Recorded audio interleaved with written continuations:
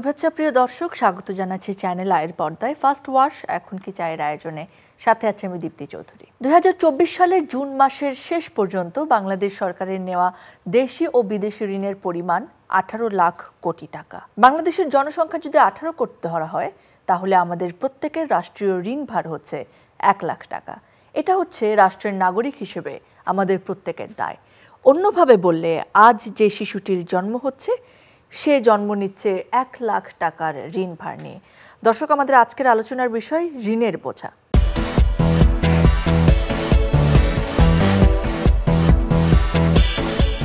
এ বিষয়ে কথা বলার জন্য আজকে আমাদের সঙ্গে দুজন এক্সপার্ট উপস্থিত রয়েছেন। আমাদের সঙ্গে রয়েছেন ডক্টর তৌফিক আহমেদ, সাবেক মহাপরিচালক, Bangladesh institute of bank management.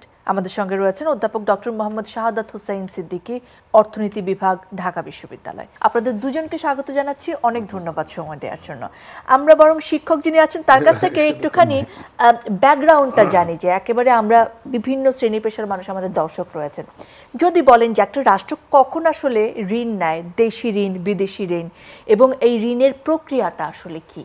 দেখুন, যে আমরা একটা পরিবার যেরকম একটা রাষ্ট্রকেও আমরা কিভাবে চিন্তা করতে পারি, যে একটা পরিবার যখন তার আয় কম থাকে, ব্যয় বেশি করে, তখন আসলে সেই ব্যয়টা কিভাবে মেটাবে, তার মানে ধার করতে হয়। ঠিক একটা রাষ্ট্রর যদি আয় বলেন, সেটা হচ্ছে সে রাজস্ব সংগ্রহ করে, সেটাকে আমরা সরকারের আয় বলি। সরকারের যখন আয়ের চেয়ে ব্যয় বেশি হয়, তখন আসলে সরকার রাষ্ট্রের জন্য ধার করে, সরকার ধার করে রাষ্ট্রের জন্য। সেই রাষ্ট্রের আসলে এই আয় ব্যয়টা আমরা কোথায় দেখতে পাই? আর একটা বাজেট আসলে প্রতি বছর এই কারণেই করা হয়, যে একটা রাষ্ট্র যখন একটা বাজেট দেয়, তখন সে প্রকৃতপক্ষে কী পরিমাণ টাকা আয় করবে এবং কী পরিমাণ ব্যয় করবে। আর ব্যয়ের জায়গাটার দিকে যদি আমরা সাধারণভাবে তাকাই, তাহলে আমরা আসলে দুই ধরনের ব্যয় একটা বাজেটে পরিলক্ষিত হয়। প্রথমটা হচ্ছে যে আমি সরকারের রিকারেন্ট, যেটা চলতি ব্যয়, যে কর্মকর্তা কর্মচারীদের বেতন ভাতা, বোনাস, এই সমস্ত জাতীয় খরচ। আরেকটাকে আমরা এমনিতে বলতে পারি উন্নয়ন বরাদ্দ নামে আরেকটা বরাদ্দ থাকে, যেটাকে বাজেটের পরিভাষায় এডিপি বলা হয়। তাহলে সেই জায়গায় আমরা যদি দেখতে পাই, ধরেন আমি এই বছরের বাজেটটা কি যদি উল্লেখ করি স্পষ্টভাবে, তাহলে এই বাজেটটা 6,97,000 কোটি টাকা, প্রায় 7 লাখ কোটি টাকার একটা বাজেট দেওয়া হয়েছে। এখন সরকারের প্রাক্ষলিত আয় হচ্ছে 4,80,000 কোটি টাকা। এখন আপনি চিন্তাই করতে পারেন, 7 লাখ কোটি টাকার মধ্যে 4,80,000 কোটি টাকা সরকার আয় করবে, তাহলে এত ব্যয় কেন? তাহলে এই বিশাল ব্যয় প্রায় 2.5 লাখ কোটি টাকার উপরে, সেটা আসলে সরকার কোত্থেকে পাবে? ব্যক্তি যখন চিন্তা করে যে আমি কোত্থেকে পেতে পারি, আমাকে হয়তো কেউ সাহায্য করতে পারে, একটা পরিবার চিন্তা করতে পারে, অথবা সে প্রাতিষ্ঠানিক অপ্রাতিষ্ঠানিক উৎস থেকে ঋণ নিতে পারে।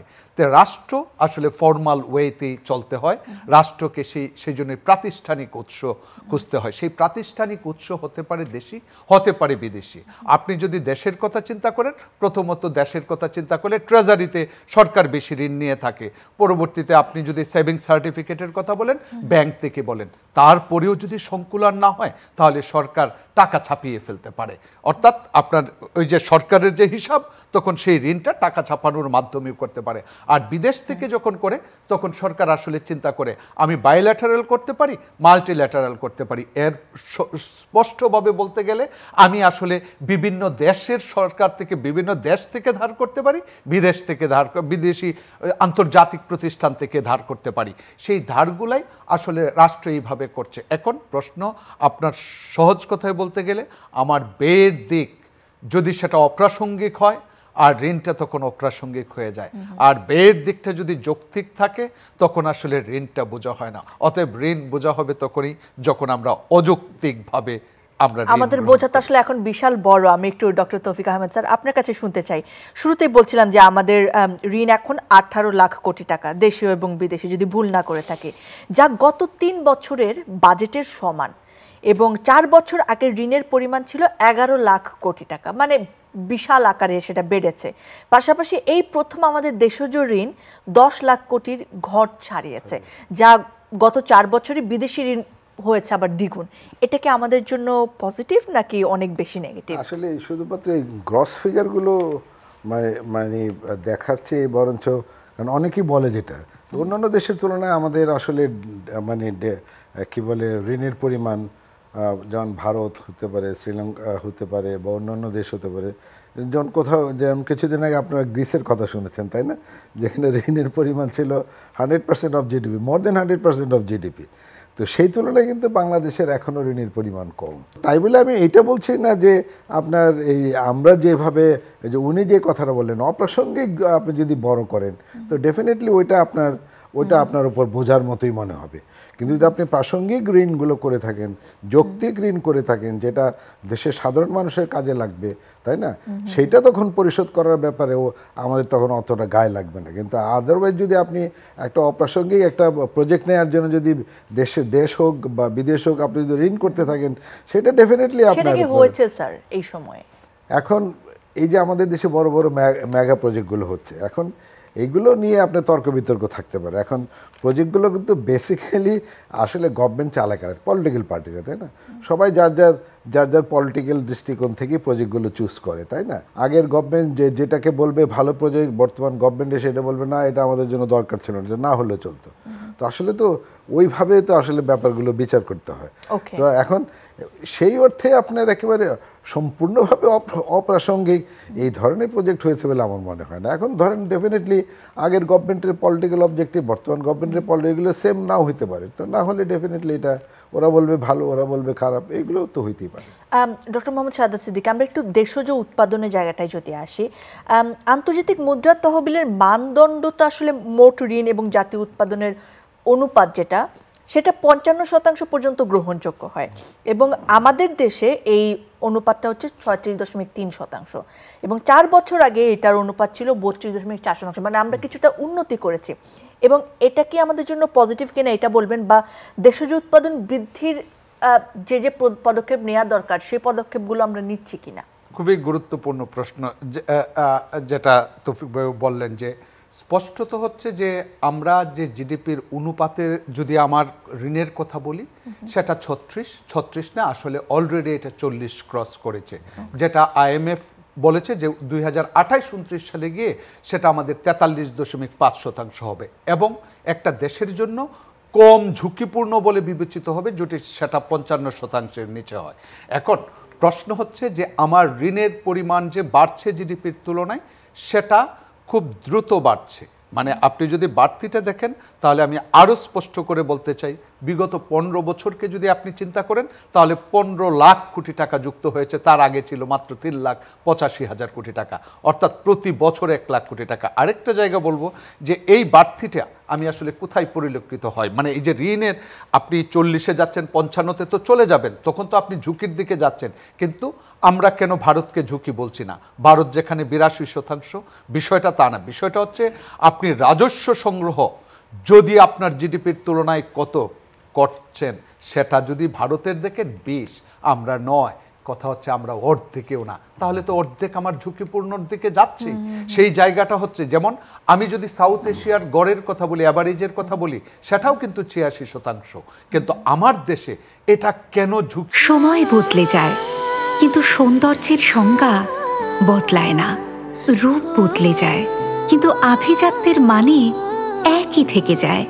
ঐতিহ্য যখন আপন করে নেয় আধুনিকতাকে, তখন সৌন্দর্য ঠিকই খুঁজে নেয় স্যান্ডেলিনাকে। স্মরণের ছোঁয়ায় তোমার উপমায় বদলে দিলে যে আমার। স্যান্ডেলিনা সো, রূপচর্চায় আভিজাত্য। কি কেন সমস্যা? এটা স্পষ্ট প্রমাণ হয় কি জানেন, যে আমি $47 বিলিয়ন RMG এক্সপোর্ট করি, আমি 23 নয় 27 বিলিয়ন ডলার আমার রেমিটেন্স আসে, কিন্তু 3.7 বিলিয়ন প্রিন্সিপাল এবং ইন্টারেস্ট, অর্থাৎ আমার মূল টাকা এবং সুদ যদি পরিশোধ করতে যায়, সেটা আমার জন্য বোঝা মনে হচ্ছে রাষ্ট্র। তার মানে হচ্ছে রাষ্ট্রের বিদেশি প্রতিষ্ঠান, মানে বাইরের বহির্বিশ্বের সাথে আমার সম্পর্ক রাখতে গিয়ে, ব্যবসা বাণিজ্য করতে গিয়ে আমার যে ব্যালেন্স, ম্যানেজমেন্ট, রিসোর্স, সেই জায়গাটা খুবই ঝুঁকিপূর্ণ হয়ে যাচ্ছে, কারণ আমরা 3.7 বিলিয়ন এই 60-70 বিলিয়ন থেকেও ম্যানেজ করতে পারছি না। তার মানে এই ইমব্যালেন্সের পিছনে আরও ঝুঁকি যদি বিবেচনা করেন, বলছে একটা রাষ্ট্রের ঋণ ঝুঁকিপূর্ণ কিনা, সেটা নির্ভর করে কিসের উপর? আপনার প্রবৃদ্ধি কিভাবে হচ্ছে, সেই প্রবৃদ্ধি বাড়ার সাথে সাথে আপনার রাজস্ব সেই জায়গা থেকে কি পরিমাণ সংগ্রহ করতে পারছেন, তার প্রবৃদ্ধি কি হচ্ছে। কিন্তু সেই প্রবৃদ্ধি তো ক্ষীণ। অর্থাৎ আপনি যেভাবে ধনী হচ্ছেন, রাষ্ট্রকে যেভাবে ধনী দেখাচ্ছেন, কিন্তু আপনি সরকার আপনার আর্থিক সামর্থ্যটাকে ঠিক একইভাবে ধনী দেখাতে পারছেন না, যে কারণে আপনি কি হয়ে যাচ্ছেন, দুর্বল সরকার হয়ে যাচ্ছেন। বলছেন রাষ্ট্র সক্ষম, কিন্তু আমি সরকার অক্ষম। এই সক্ষমতা অক্ষমতা আরেকটা প্রশ্ন, বড় প্রশ্ন, কেন আমাদের এই আসলে 36-42 সত্যিকার অর্থেই কোনো বিষয় না। বিষয়টা হচ্ছে আমরা যখন দেখি, আমি বড় প্রজেক্টের কথাই যদি বলি, ধরেন পদ্মা, আমি যদি বলি আমার অর্থায়নে করেছি, আমি সক্ষমতার কথা রাষ্ট্রের জনগণের কাছে পৌঁছাতে চাই। কিন্তু আমি কতক্ষণ আমি রাজনীতিবিদদের মুখে শুনি যে আমি 11,000 কোটি টাকা দিয়ে শুরু করেছিলাম, 38,000 কোটি টাকাতে পৌঁছেছে। আমি 7 বছরের কথা বলে আমি 16 বছরে শেষ করেছি। অর্থাৎ এখানে টাইম ওভার রান শব্দটা বলা হয়, সময় বেশি ক্ষেপণ। অর্থনীতির ভাষায় সময় মানেই অর্থ।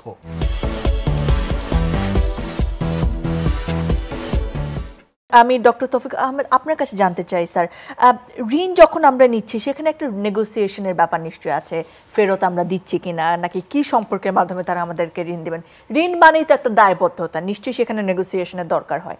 বাংলাদেশকে আসলে এই নেগোসিয়েশনটা যথাযথভাবে করতে পেরেছে কিনা বিগত সময়ে? মানে ঋণ পাওয়ার ব্যাপারটা হচ্ছে, এটা আমরা ইংরেজিতে বলি ক্রেডিট ওয়ার্দিনেস, মানে ঋণের যোগ্যতা।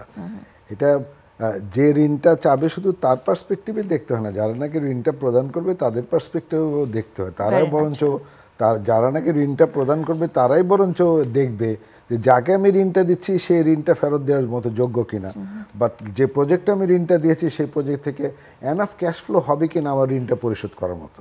আর সেকেন্ডলি হচ্ছে তার ঋণ ফেরত দেওয়ার ইচ্ছা আছে কিনা, যেটা বাংলাদেশের ঋণ গ্রহীতাদের ক্ষেত্রে একেবারেই নাই, যার জন্য আমাদের এই হিউজ এনপিএল। ওকে, তো এখন এখানে নেগোসিয়েশন যেটা হয়, যে কান্ট্রি ঋণটা চায় এবং যে কান্ট্রি বা যে বাইলেটারাল বা ইন্টারন্যাশনাল যাই হোক, এবং যারা ঋণটা প্রদান করবে, তাই না, তাদের ডিমান্ড, তাদের পলিটিক্যাল অবজেক্টিভ অনেক কিছুর উপরে, এবং এগুলোর কনটেক্সটেই দেখবেন এই যে ঋণের সময় কতটুকু হবে, ঋণের ইনস্টলমেন্টগুলোকে কীভাবে সাজাবে, আপনার ওই কী বলে ইএমআই যেটা বলি আমরা ব্যাংকিংয়ের ভাষায়, এগুলো কীভাবে, এগুলো সবই নেগোসিয়েশনের উপর ডিপেন্ড করে।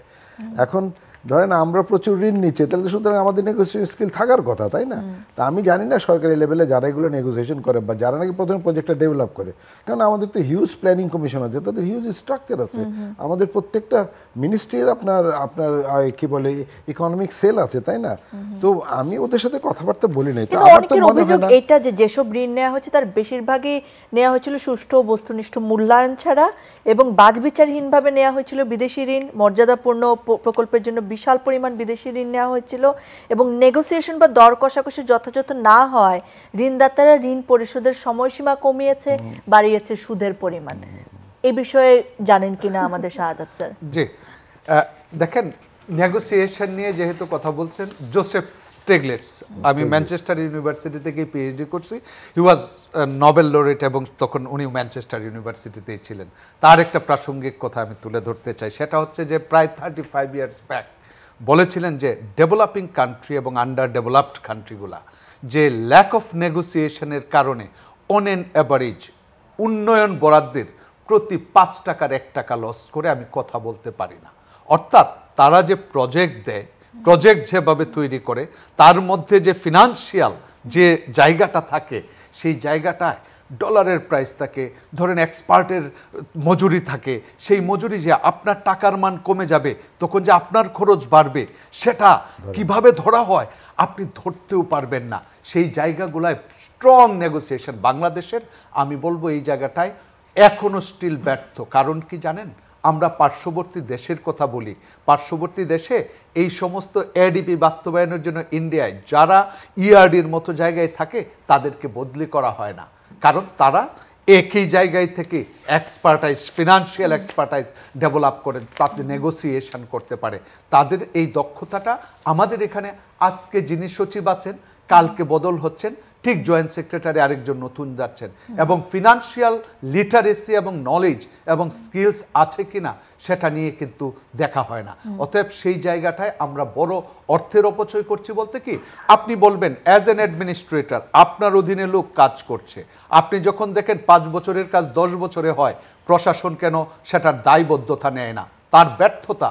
কারণ হচ্ছে যখন খরচ প্রত্যেকটা প্রজেক্টে প্রতি on an average 4.5 to 6 years বৃদ্ধি পাচ্ছে, একটা হচ্ছে সময়ের কারণে আপনার টাকাটার উপযোগিতা আসছে না, একই সাথে আপনি সময়ের কারণে লস করছেন, কারণ রিটার্ন পাচ্ছেন না, মানে কি আপনার উপর বোঝা হয়ে যাচ্ছে। অতএব সেটা কিন্তু 70 থেকে 75% পর্যন্ত বৃদ্ধি পায়। তাহলে 1 টাকায় যদি 75 পয়সা আপনি বেশি খরচ করেন, আপনার এফিসিয়েন্সি নিয়ে তো জাতি প্রশ্ন করতে পারে।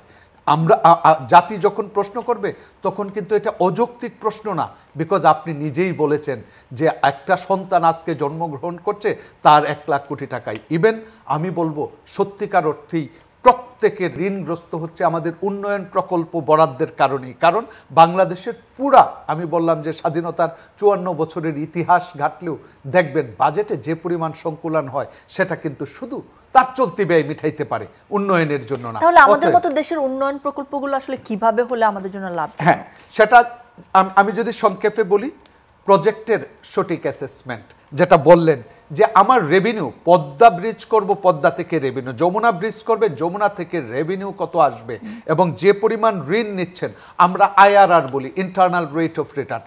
সরকার সোসাইটির বেনিফিটের জন্য চিন্তা করে, যেমন ইনফ্রাস্ট্রাকচার গ্রোথের সাথে সম্পর্ক। অতএব প্রবৃদ্ধি একটা দেশের, সেটা কিন্তু সরকারের কাছ থেকে না, প্রাইভেট সেক্টরের কাছ থেকে আসবে। একটা রাস্তা যখন করে, ট্রান্সপোর্টেশন বাড়িয়ে দেয়, তখন কিন্তু বেনিফিট চতুর্দিক থেকে আসে। যেটা আমরা এখন বলি কর্ণফুলী টানেল কি আসলে আমাদের জন্য উপযুক্ত কিনা, কারণ হচ্ছে এই সময়ে দাঁড়িয়ে হয়তো ভবিষ্যতে আমাদেরকে এটা অনেক উপকার এনে দেবে। অর্থনীতি সম্পর্কে যদি সাধারণ মানুষ আমরা কথা বলি, রিজার্ভ শব্দটা আমাদেরকে বেশ টেনশনে ফেলে দেয়, যে আমাদের রিজার্ভে নাকি টাকা নেই। তো আমরা যখন ঋণ পরিশোধ করি তখন তো আসলে আমাদেরকে ডলারে পরিশোধ করতে হয় বিদেশি ঋণ, সেটার চাপ কি আমাদের রিজার্ভে পড়ে কিনা, বা এই রিজার্ভে? সেটার চাপ তো একটা পড়ে, কিন্তু আমরা যেহেতু এই প্রকল্প সিলেকশনের ব্যাপারে কথা বলছি, ধরেন আপনি একটা ঋণ নিলেন, বিদেশি একটা ঋণ নিলেন, এখন যে প্রজেক্টের জন্য নিলেন সেখান থেকে আসলে ফরেন কারেন্সি আর্নিং হবে কিনা সেটা আপনাকে দেখতে হবে না, তাই না? আপনি ফরেন কারেন্সির লোনটা তো আপনাকে ফরেন কারেন্সি দিয়ে পরিশোধ করতে দিবেন। যে কোনো ঋণই নেন, যদি বিদেশি ঋণ হয় তো আপনার ফরেন কারেন্সিতে আপনাকে পরিশোধ করতে হবে, এবং সেক্ষেত্রে আপনাকে অবশ্যই দেখতে হবে এইখান থেকে আমার ফরেন কারেন্সি আর্ন করার পসিবিলিটি কত। যদি পসিবিলিটি না থাকে তাহলে তো ডেফিনেটলি আপনি মানে অন্যান্য সোর্স থেকে আর্ন করতে হবে, তাই না? আপনাকে আইদার রেমিটেন্স থেকে আর্ন করতে হবে, এক্সপোর্ট বাড়িয়ে আর্ন করতে হবে। সেগুলো যদি না থাকে, এই দূরদর্শিতা কি বাংলাদেশের কম ছিল এতদিন? আপনি কি এগুলো এখন আপনার কি বলে ম্যান টু ম্যান ইভ্যালুয়েশন করতে হবে, তাই না? কিন্তু বেশিরভাগ আপনি একেবারে এই যে সবাইকে এই দূরদর্শিতার অভাব ছিল বলে আমার মনে হয় না, কিন্তু আবার এটা ছিল বলেও তো আবার আমি খুব একটা মানে বলতে পারি না, থাকলে কি আর এরকম অবস্থা আসতো নাকি, বা আমাদের এই মানে ঋণের পরিমাণ এতটা বাড়তো নাকি? তো ডেফিনেটলি এই অভাব, আমি জানি না, ওদের সাথে আমার কথাবার্তা হয়নি, বা মিনিস্ট্রিগুলোর অবস্থাও আমি জানি না। তবে তাই বলে আবার মানে ওদেরকে আমি আবার খুব ভালোভাবে সাপোর্টও করতে পারি না যে তাদের মধ্যে এই দূরদর্শিতা ছিল। কারণ যে কথাবার্তাগুলো বলা হচ্ছে, যে স্কিলগুলো থাকার দরকার, যে আমাদের যারা নাকি এই প্রজেক্টগুলো নিয়ে নেগোশিয়েট, সারাদিন ল্যাপটপ, ফোন আর অফিসের কাজ। আমি চললাম, তুমি থাকো তোমার কাজ নিয়ে। হয়তো তোমারই জন্য হয়েছি যে প্রেমে বন্য। আমাদের মধ্যে এখনো প্রেম আছে, জানি তুমি অনন্য, তাই শুধু তোমাকেই চাই। জীবনের প্রতিটি মুহূর্ত হয়ে উঠুক স্পেশাল। ত্বকের যত্নে রোজ অয়েল এক্সট্রাক্ট এবং ময়শ্চারাইজার সমৃদ্ধ তিব্বত পমেন্ট করবে, তাই না? এই আইআরআর ক্যালকুলেশন করা, ইআরআর ক্যালকুলেশন। তো আমি তো দেখি যে প্রত্যেক প্রজেক্টেরই আপনার কি বলে ফরম্যাট অনুযায়ী প্রজেক্ট ডেভেলপ করা হচ্ছে, আইআরআর করতেছে, ইআরআর করতেছে, এত এমপ্লয়মেন্ট জেনারেশন হবে, এটা হবে, সেটা হবে, এগুলো মানে ফুলঝুরি তো থাকে। কিন্তু পরে দেখা যায় সেটা হয় না, কষ্ট বাড়ানো হয়, টাইমও বাড়ানো হয়, কি এগুলো কি তোমরা আগে থেকে ফোর্সি করো নাই, তাই না? তো তখন ওরা দোষারোপ করে, না এটা পলিটিক্যাল সিদ্ধান্ত হয়েছে, ওইটা অমুক সিদ্ধান্ত হয়েছে। তো সুতরাং এগুলো কাকে আপনি দোষারোপ করবেন সেটা আসলে খুবই টাফ।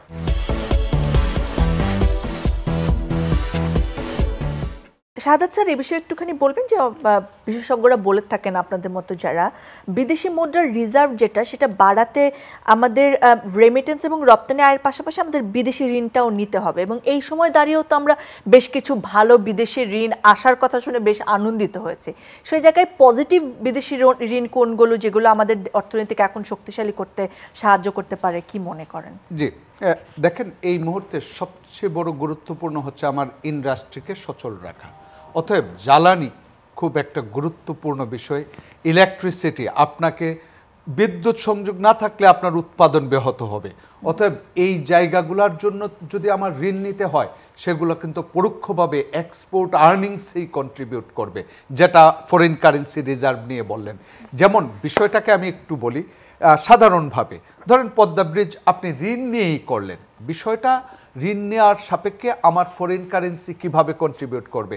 আপনি যখন ট্রান্সপোর্টেশনটাকে স্মুথ করে দিলেন তখন যেটা হয়তো একদিন বেশি লাগতো সেটা একদিন কম লাগছে, যে জায়গাটায় আপনি বেশি টাকা খরচ হতো সেটা কম টাকায় করতে পারছেন। অর্থাৎ একদিকে কস্ট সেভিং, আরেকদিকে আপনার এক্সপোর্ট এক্সপেডিশন সমস্ত কিছু। ইভেন ধরেন আপনি পোর্ট বলেন যে পোর্টে যদি 2 দিন একটা মাল আটকা থাকে জিনিসপত্র, তাহলে আপনার সেটার কস্ট কত। সেই জায়গাগুলা বিবেচনা করলে এই ইনফ্রাস্ট্রাকচার গতি আনা, গতি অর্থনীতি যত মোবাইল হবে তত বেশি গতিশীল হবে এবং তত বেশি সরকারের রেভিনিউ হবে। আমার দেশের এখন সবচেয়ে বড় দুর্বলতা, যেটা বিগত সরকারেও অবহেলা করে আসছে, সেটা হচ্ছে ট্যাক্স জিডিপির কথা বলে কিন্তু ট্যাক্স নেট বাড়ায় না। আপনি যদি আপনার সক্ষমতায় না বাড়ান, ডলার কিনতে হবে সেটা বিষয় না, আপনি তো ডলারে পরিশোধ করবেন, সরকারেরও পরিশোধ করতে হবে, কিন্তু সরকার যখন পরিশোধ করবে তখন দেখা গেছে ডলারের কস্ট বেড়ে যাচ্ছে, আর 90 টাকা 100 টাকা দিয়ে কিনতেন এখন 130 টাকা দিয়ে কিনছেন। সরকারের বোঝা কিন্তু দিন দিন আরও কেন বেড়ে যাবে আয় যদি না বাড়াতে পারে। সক্ষমতার জায়গাটা অতি গুরুত্বপূর্ণ, কারণ হচ্ছে আপনি যখন বিদেশি 3.7 বিলিয়ন ডলার পরিশোধ করবেন, আপনি তো টাকা দিয়ে কনভার্ট করে ডলারই পরিশোধ করছেন, কিন্তু 3.75 বিলিয়ন ডলার কিনতে যত টাকা খরচ হতো এখন তার থেকে অনেক বেশি খরচ হবে। গত 2 সপ্তাহ ধরলেও 6.5% বেশি খরচ হবে। তো সরকারের খরচ যে মাত্রায় বাড়ছে, যেমন আগামী বছর 25-26-এ সেটা 4.5 বিলিয়ন অথবা 37 বিলিয়নের মতো হবে, তাহলে সেই খরচগুলা সরকারের যদি সক্ষমতা রেভিনিউ না বাড়ায়, কিন্তু রেভিনিউ বাড়ানোর আমরা কর সংস্কারের কথা বলি, রাজস্ব সংস্কারের মাধ্যমে রাজস্ব বাড়ানোর কথা বলি, কিন্তু প্রকৃতপক্ষে তার বাস্তবায়ন যদি দেখি সেটা কিন্তু লক্ষণীয় না। ট্যাক্স নেট বাড়ানোর কথা বলা হয়, যেমন ফখরুদ্দিন সরকারের সময় জাস্ট মানুষ একটা ভীতি কাজ করেছে, আমার এখনো স্পষ্ট মনে পড়ে, যেটা গিয়ে প্রায় 80 লাখ থেকে 1 কোটিতে টিআইএন নাম্বার জমা পড়েছিল। তাহলে এইগুলাকে রেগুলারাইজ করা পরবর্তী সরকারের নৈতিক দায়িত্ব ছিল। Once you submit should be regularized. নিয়মিতকরণ এই 15 বছরেও 17 বছরেও হচ্ছে না, ইভেন এখন এই 6 মাসের মধ্যেও আমরা কিন্তু তেমন লক্ষণ দেখতে পাচ্ছি না। কারণ দেখেন সরকার কিন্তু বাড়াচ্ছে সময় জানুয়ারি পর্যন্ত। সরকারের আমি বলবো যে এক্সপোর্ট আর্নিংসের জায়গাটায়, এক্সপোর্ট আর্নিংস না, বিদেশি টাকাটা আপনি বললেন যৌক্তিক কিনা, এই মুহূর্তে যৌক্তিক হবে যেগুলো আপনার প্রোডাক্টিভ সেক্টর এমপ্লয়মেন্টের ক্ষেত্রে কাজে লাগবে এবং আমার উৎপাদনে ভূমিকা রাখবে। Thank you so much. Doctor Taufiq sir, আপনার কাছে শেষ প্রশ্নটি জানতে চাচ্ছি যে সামগ্রিক সব আলোচনার প্রেক্ষিতে যদি বলেন যে বিদেশি ঋণ নেওয়ার বেলায় আমরা কোন কোন জিনিস মাথায় রাখলে বা কিভাবে নিলে, কিভাবে ব্যবহার করলে আসলে সেটা আমাদের বোঝা না হয়ে বরং আমাদের অর্থনীতিকে আরো বেশি শক্তিশালী করতে পারে। বিদেশি ঋণের সাথে সাথে তো ডেফিনেটলি আমাদের ইন্টারনাল দেশীয় ঋণ এক্স্যাক্টলি আমাদেরকে দেখতে হয়। যাই হোক, তো এখন বিদেশি ঋণ নেওয়ার সময় ডেফিনেটলি আমরা তো মানে প্রথমেই দেখবো আমার কস্ট অফ ফান্ড, তাই না? আসলে আর বাংলাদেশ তো এখন কমার্শিয়াল রেটে আসলে বরোইং করতেছে। বাংলাদেশ তো এখন আর আপনার সাবসিডাইজ রেটগুলো পাচ্ছে না, বা যেখান থেকে সাবসিডাইজ রেটগুলো পায়, যেমন IMF ওয়ার্ল্ড ব্যাংক, তারা তো হাজার হাজার কন্ডিশন আপনাকে জুড়ে দিচ্ছে, যেগুলো হয়তো বা পলিটিক্যালি গভর্নমেন্টের জন্য ফিজিবল না সেগুলো ইমপ্লিমেন্ট করা। তো সুতরাং বিদেশি ঋণ নেওয়ার ক্ষেত্রে ডেফিনেটলি আমাদেরকে, আমরা যেখান থেকে আমাদের মানে এই ডেট সার্ভিসিংয়ের প্রেশারটা একটু কম থাকবে সেখান থেকে আমরা ঋণ নেব।